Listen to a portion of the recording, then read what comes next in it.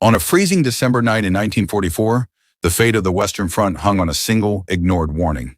While General George S. Patton and Dwight D. Eisenhower savored the illusion of a crumbling Nazi Germany, Colonel Oscar Koch stared at a map that screamed of an impending catastrophe.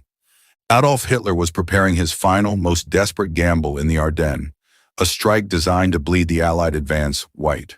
The late autumn of 1944 carried with it a dangerous intoxication of victory that clouded the judgment of the highest echelons of Allied command. From the bustling streets of newly liberated Paris to the refined strategy rooms in London, a lethal consensus had formed among the men who directed the global struggle of World War II. They believed the German Wehrmacht was a broken machine, a spent force of exhausted old men and terrified boys retreating towards a final, inevitable collapse behind the Rhine. This collective arrogance transformed the Ardennes forest, a rugged landscape of jagged ravines and dense timber, into a quiet nursery where untested American divisions were sent to learn the ropes, while veteran units recovered from the carnage of the summer.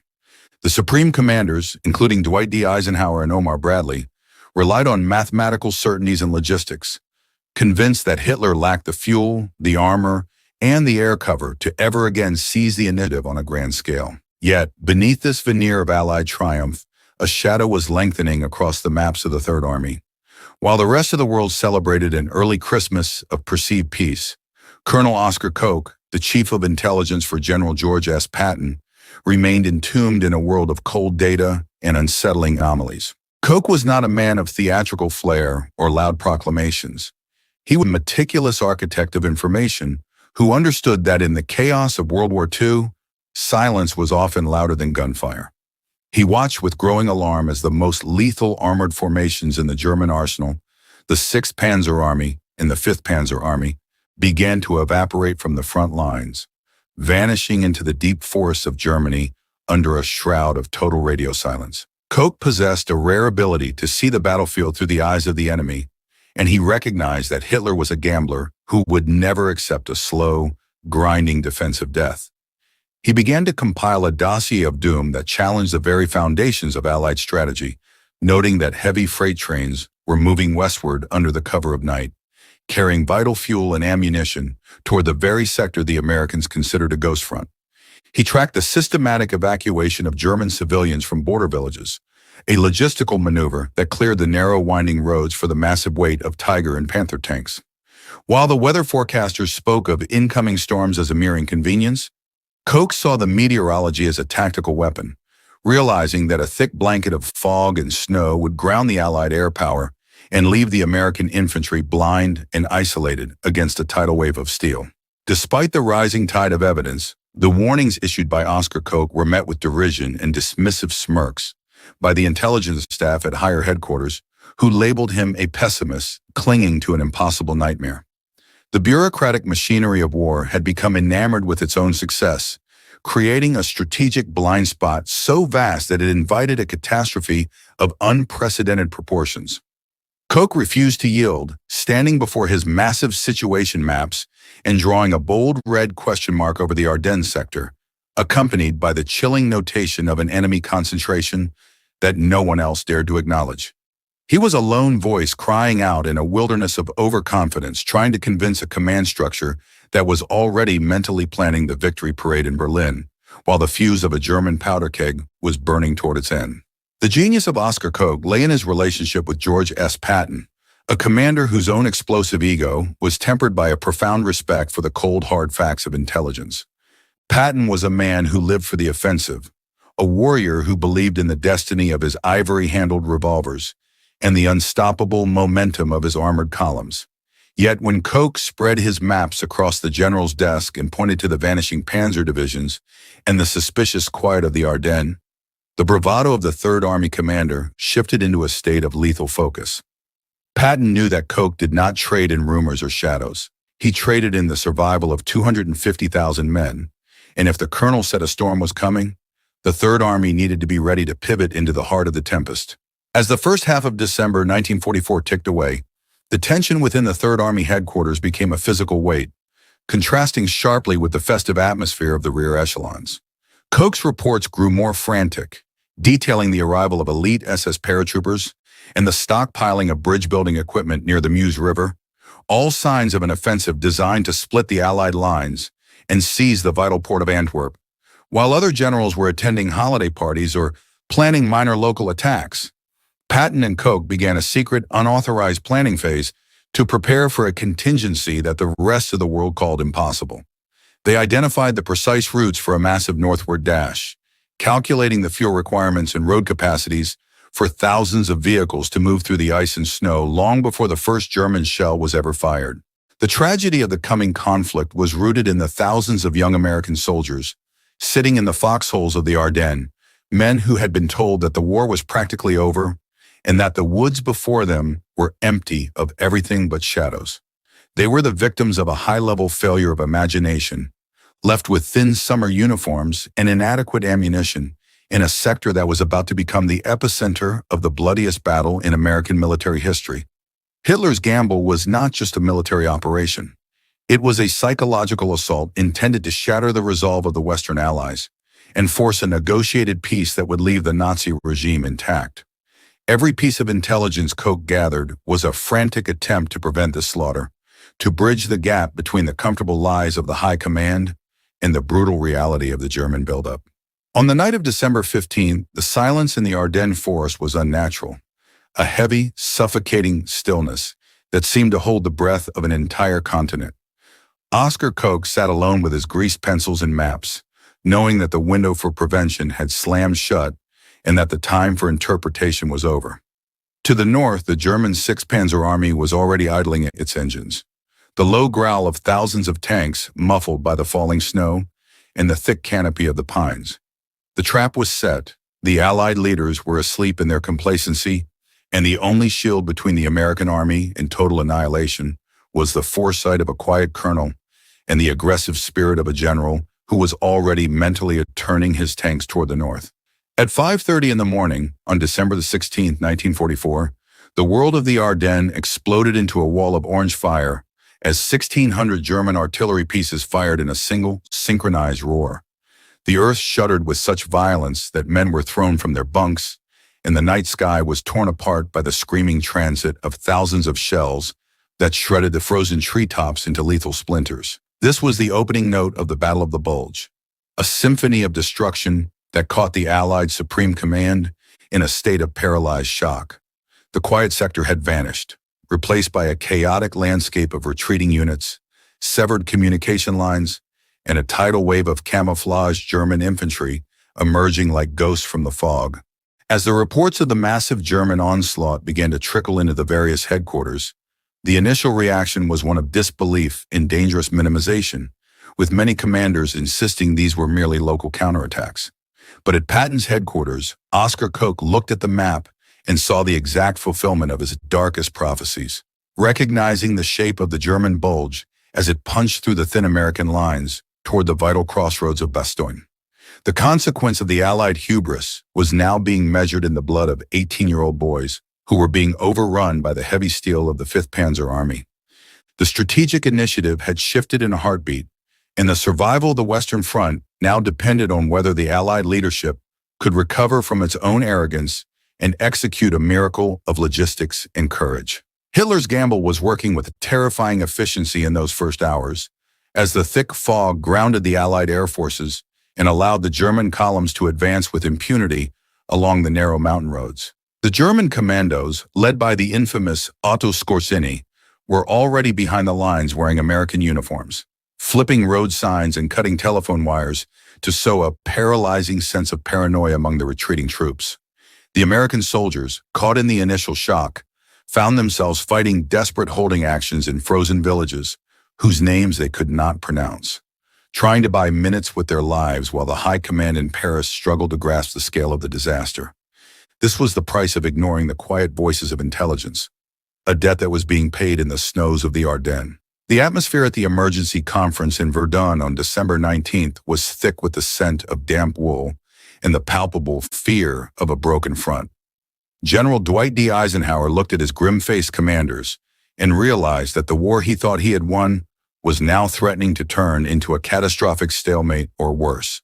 He needed a force to strike the German flank and relieve the pressure on the crumbling center, But the only army capable of such a feat was Patton's Third Army, which was currently engaged in its own offensive far to the south.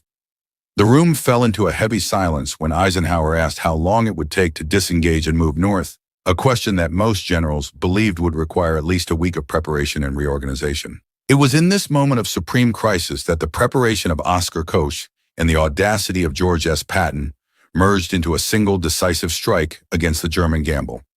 Patton leaned forward, the light catching his stars and the iron determination in his eyes, and informed a stunned room that he could begin his attack with 3 divisions in 48 hours.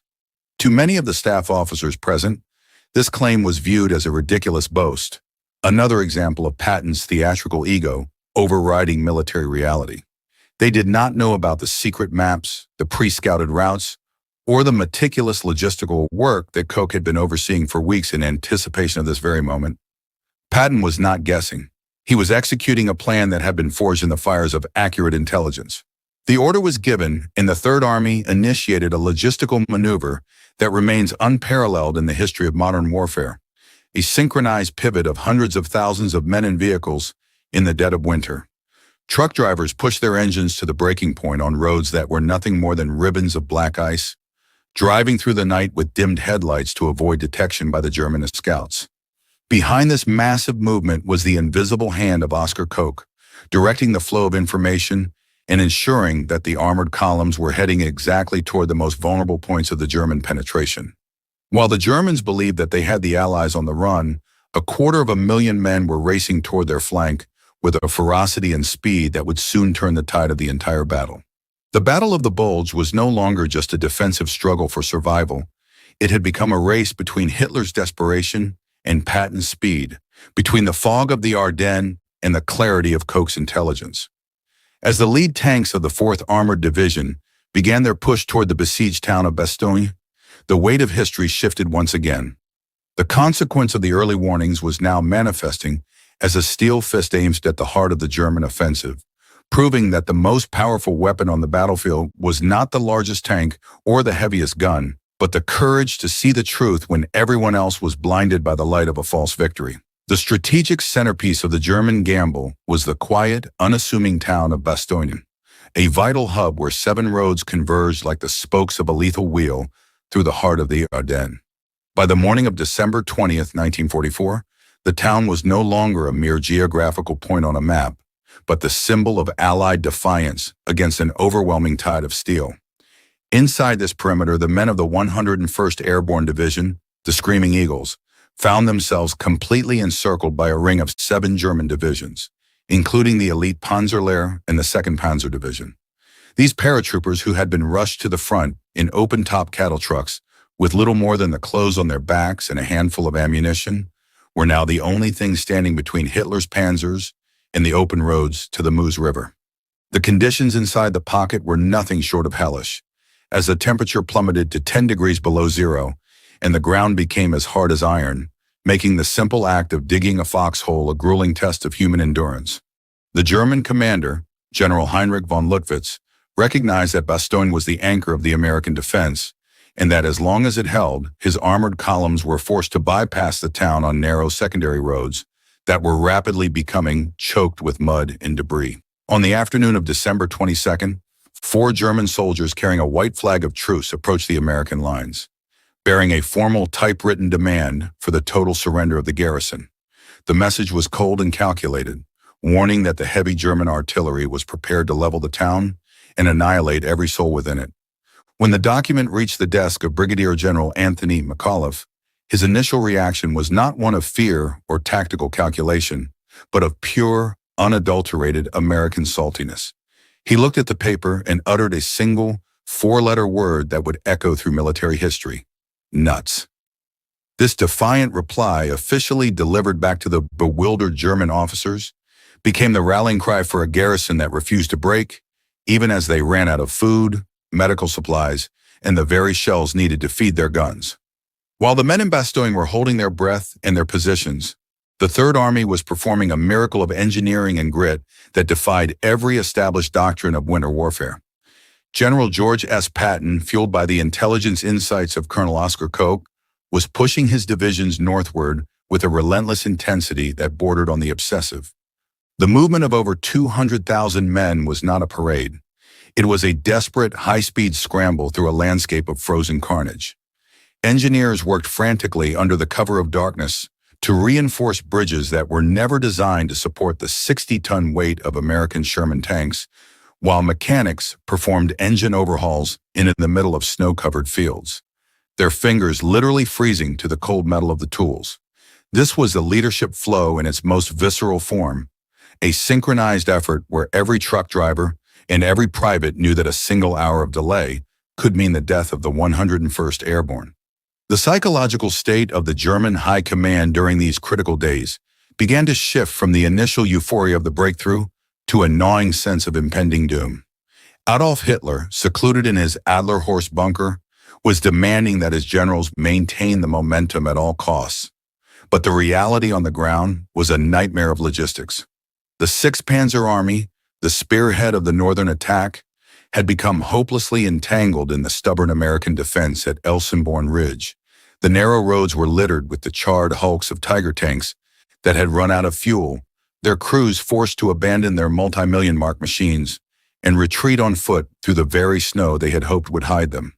The German supply lines were being stretched to the breaking point, and the miracle of the Ardennes was beginning to crumble under the weight of Allied resilience and the tactical brilliance of commanders who refused to follow the Nazi script. One of the most terrifying elements of the German offensive was Kampfgruppe Peiper, an elite armored unit led by the fanatical SS Colonel Joachim Peiper, which had cut a path of destruction through these American lines in the opening days. Peiper's column represented the raw, unfiltered violence of the Eastern Front, a force that moved with a cold-blooded disregard for the rules of war. On December 17th at a crossroads near Malmedy, Peiper's men had gunned down over 80 unarmed American prisoners of war in cold blood, an atrocity that sent a shockwave of fury through the Allied ranks. Instead of breaking the American spirit, the Malmedy massacre galvanized it, transforming the battle into a personal crusade for many soldiers who vowed that no German soldier involved in the slaughter would ever see the Rhine again. The news of the massacre reached Patton and Koch, further cementing their resolve to crush the Bulge with everything the Third Army possessed. As the siege of Bastogne entered its most desperate phase, the weather remained the Germans' most potent ally, a thick, milky fog that acted as a physical shield against the Allied air power. For days, thousands of American and British fighter bombers sat idle on their runways, their pilots looking up at the gray sky with a mixture of frustration and helplessness. Patton, never a man to leave things to chance or even to the gods without a fight, famously ordered his chaplain to write a prayer asking for clear weather. Whether it was divine intervention or a sudden shift in the high-pressure systems of the North Atlantic, the clouds suddenly and miraculously parted on December 23rd. The sky turned a brilliant, icy blue, and within minutes the roar of thousands of engines filled the air as P-47 Thunderbolts and P-51 Mustangs swarmed over the German supply lines like a plague of angry hornets. The impact of the Allied air intervention was immediate and catastrophic for the German army. The German panzers, which had been moving with relative impunity under the fog, were suddenly caught in the open on narrow roads with nowhere to hide. The Thunderbolts used their .850 caliber machine guns and high-explosive rockets to turn the German columns into a 200-mile-long graveyard of burning steel. Fuel trucks exploded in towering pillars of black smoke, and the vital ammunition dumps that Hitler had spent months stockpiling were vaporized in seconds. The German soldiers, who had been promised that the Luftwaffe would protect them, watched in despair as their air cover failed to materialize, leaving them at the mercy of an air force that now owned the sky. This was the turning point that Colonel Oscar Koch had anticipated, the moment when the German lack of air superiority would finally turn the offensive into a trap. Inside Bastogne, the sight of the first transport planes dropping colorful parachutes of supplies was enough to bring grown men to tears.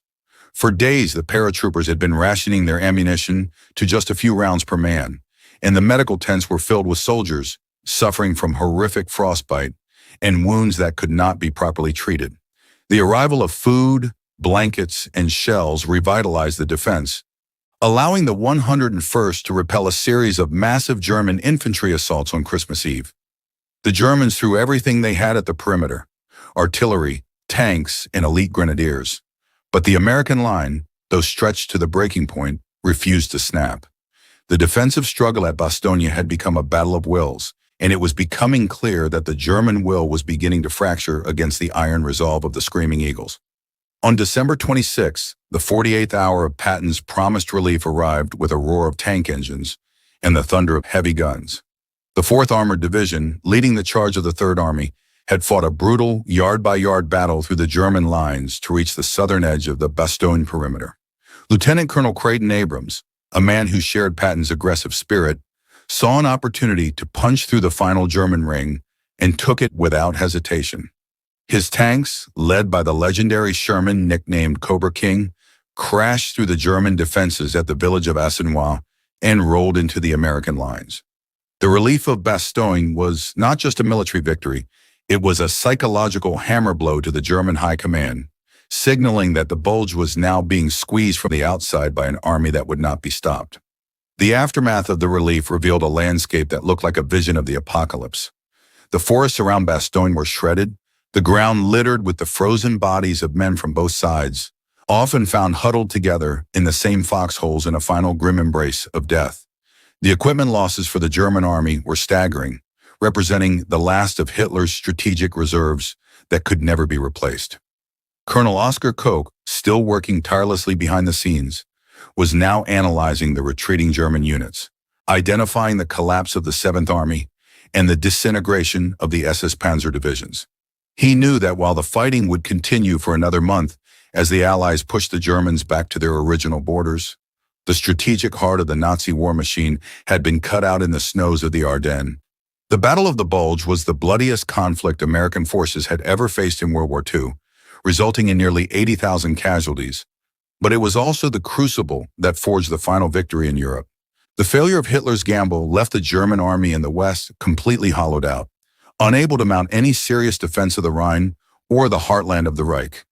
The intelligence work of Oscar Koch and the decisive leadership of George S. Patton had not only saved the Allied front from collapse, but had also accelerated the end of the war by months.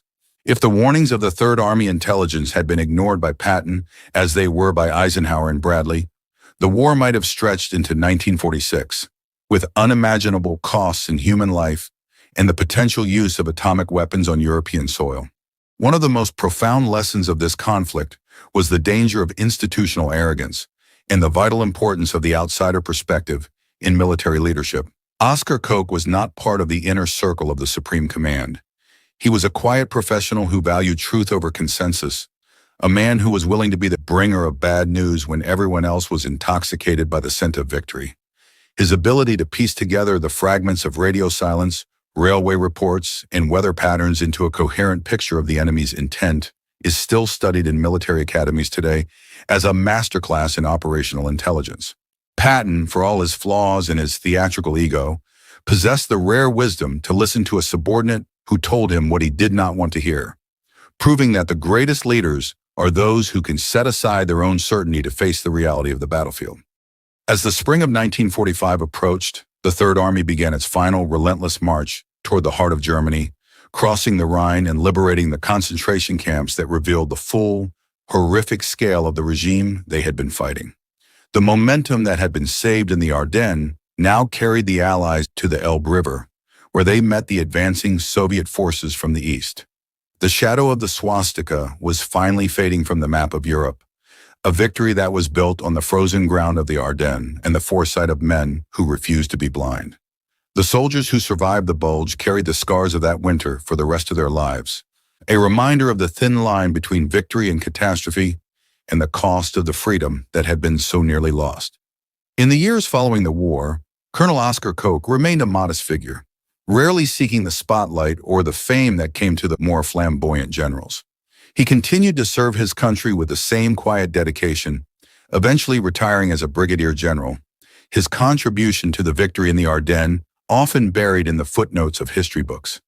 But to those who were there, to the men of the 3rd Army and the survivors of Bastogne, his name was synonymous with the intelligence that had saved them.